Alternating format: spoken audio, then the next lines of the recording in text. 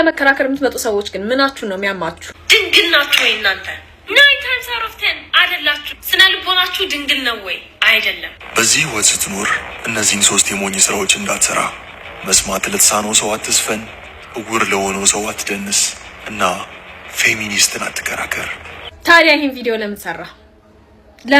ይሄን ቪዲዮ ከፌሚኒስት ጋር እየተከራከርክ ነው? ባይ ዘ ዌይ አፉልኝ እና ጆርዲ በዛብህ የተባለውን ጎረምሳ ሰላምታዬን አድርሱልኝ። ለእያንዳንዱ የሚጠይቀው ጥያቄ እንደምመልስለት ንገሩት ወይም ንገሯት። ወንዲውን ሴት አላውቅም። ለእያንዳንዱ የሚጠይቀው ጥያቄ ሀበሻና ስል መልስ እንዳለው ንገሩልኝ። So by your own logic አንተ የሞኝ አለቆች ነህ፣ ሞኝ ነህ፣ የሞኝ ስራ ነው የምትሰራው። ለምን ብትከራከረኝ? ለምን ነው መልስ መመለስ የፈለከው? ለምን ነው ለእያንዳንዱ ጥያቄ መልስ አለኝ ምናምን ብለህ እንጣጥ ጥያቄ ያለው? እንደሆንኩ ሴት ራሱ ማወቅ አቅቶሃል እኮ።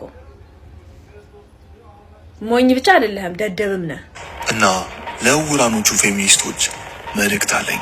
የወንድ ልጅ ክብር እንደ ሴቶች በድንግልናው አይለካም። ወንድ ልጅ 4 ሚስት ኖሩትም ስቲል የተከበረ ወንድ ነው። ስቲል ይፈልጋል፣ ክብሩ ዝቅ አይለም። ሴቷ ግን ከ4 ከ5 ወንዶች ጋር ብትወጣ ብትታይ ያቺ ሴት ምን እንደምትባል የሚታወቅ ነገር ነው። በደንብ ታውቁታላችሁ። አንተ ድንግል ባትሆንም ምንም ማለት አይደለም። የባለገን የሚያከብረው ባለጌ ነው። 4 ሚስት ስላለህ ወይም ደግሞ ከ4 ሴት ጋር አብረህ ስለወጣህ የሚያከብርህ ወንድ ካለ እሱም ልክ እንዳንተ ባለጌ ነው፣ ልክስክስ ውሻ ነው። በዚህ ዓለም ላይ የሚከበር ወንድ ምሳሌ ኢየሱስ ክርስቶስ ነው። ኢየሱስ ክርስቶስ ድንግል ነው። ወንድ ልጅ ክብሩ ገንዘቡ አይደለም። ገንዘቡ እንዲፈለግ ሊያደርገው ይችላል። የሚፈልጉት ሴቶች ደግሞ ገንዘቡን የሚፈልጉ ሴቶች ናቸው። እሱን የሚፈልጉ ሴቶች አይደሉም። ገንዘብ ድንግልናን አይገዛም። ገንዘብ ክብር አይገዛም። ገንዘብ ክላስ አይገዛም። ገንዘብ ስላለ ብቻ የምትከበር ሰው ትሆናለህ ማለት አይደለም። ስለ መጽሐፍ ቅዱስን ስታወራ ነበር፣ ሚስት ለባሏ ትገዛ የሚለውን ጥቅስ ለመጥቀስ ማለት ነው። መጽሐፍ ቅዱስን ስታነብ አታመንዝር የሚለውን አላነበብክም? አንተ ድንግል ባትሆን ምንም ማለት አይደለም። ማን ያለ? መጽሐፍ ቅዱስ ሴቶችንም ወንዶችንም ድንግል እንዲሆኑ ይደነግጋል። አታመንዝር ምን ማለት እንደሆነ መቼም ተርጉሚልኝ አትለኝም። እዚህ አሮጊት ፌሚኒስቶችን አትስማ። የድሮ ወንድነት ይመለስ፣ ዘመናዊነት ይፍረስ። ዘመናዊነት ይፍረስ እያሉ ዘመናዊነት ያመጣውን ቴክኖሎጂ እየተጠቀሙ ቪዲዮ ሰርቶ ፖስት ማድረግ አይከብድም? የድሮ ወንድነት ይመለስ ብለሃል። የድሮ ወንድነትን ለመመለስ እኮ ወደ ጫካ መግባት ነው ያለብህ። ቲክቶክ ላይ መገኘት የለብህም። ቪዲዮን መስራት የለብህም።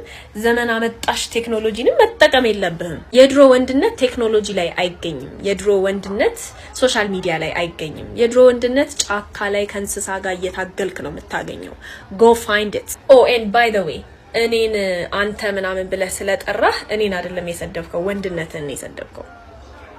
ወንድነትን ነው እንደ ስድብ የተጠቀምከው።